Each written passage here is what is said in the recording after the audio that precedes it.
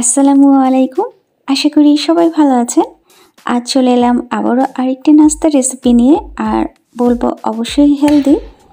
আর নাস্তা হেলদি না হলে কিন্তু সারা দিনটাই খারাপ যায়। তো নাস্তা তৈরি করার জন্য আমি একটি বাটিতে 2টি ডিম ফেটিয়ে নিচ্ছি। এবার দিয়ে দিচ্ছি চিনি, আরও লাগছে লিকুইড দুধ এবং আরও কিছুটা গোলমরিচ গুঁড়ো দিয়ে দিচ্ছি। এবার সব কিছু বেশ ভালো মতো করে চামচের সাহায্যে মিক্সড করে নিতে হবে। তো আমি সব কিছু বেশ ভালো মতো করে ফেটিয়ে নিচ্ছি। সব কিছু বেশ ভালো মতো করে মেশানো হয়ে গেছে। এবার নাস্তা বানানোর জন্য অবশ্যই ব্রেড লাগছে। তো আমি ব্রেডগুলো বের করে নিলাম।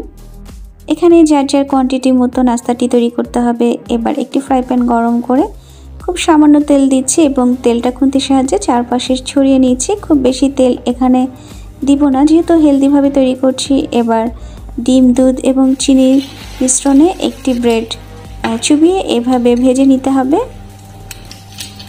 এখানে কাজটা একটু সময় নিয়ে করতে হবে এবং চুলোর আঁচটা মিডিয়াম লো করে করতে হবে, তা না হলে কিন্তু আবার ব্রেডগুলো পুড়ে যাবে।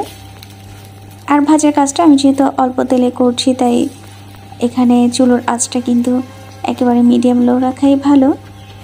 তো খুন্তির সাহায্যে চাপ দিয়ে আমি ব্রেডগুলো উল্টে দুই পাশ বেশ ভালো মতো করে ভেজে নিচ্ছি।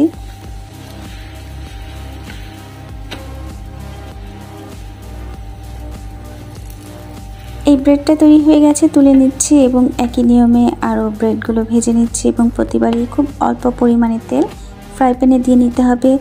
আর ব্রেডগুলো যখন ডিম এবং দুধের মিশ্রণে ডোবানো হবে তখন কিন্তু খুব সময় ধরে ডোবানোর প্রয়োজন নেই, জাস্ট উল্টে পাল্টে একবার ডুবিয়ে নিলে হবে। তা না হলে কিন্তু আবার ব্রেডগুলো অনেক বেশি নরম হয়ে যাবে এবং ক্রিস্পিটাও হবে না। তো একই নিয়মে আমি 7 থেকে 8টি ব্রেড ভেজে নিচ্ছি। সবগুলো ব্রেডই আমি লাইট ব্রাউন করে ভেজে তুলে নিলাম। তো নাস্তাটি যেহেতু হেলদি, তো লাস্ট পর্যায়ে আমি ফ্রাই প্যানে কিছুটা তেল দিয়ে দিচ্ছি একটি ডিম, স্বাদ অনুযায়ী লবণ এবং গোলমরিচ খুব সামান্য।